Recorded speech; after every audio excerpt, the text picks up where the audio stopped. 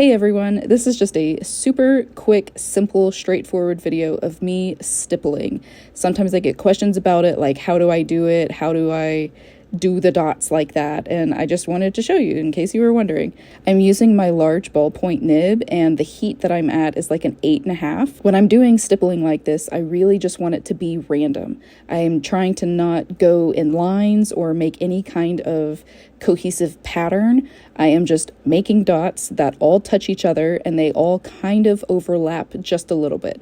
I like the texture, I like the look.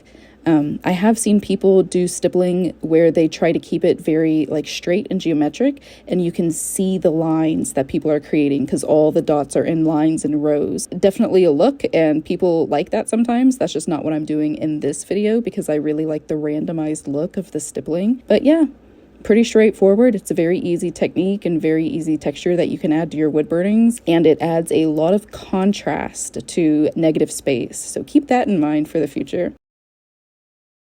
If you have any comments or questions about anything, feel free to drop them below. And yeah, I think that's it. Thanks for watching, guys. Bye.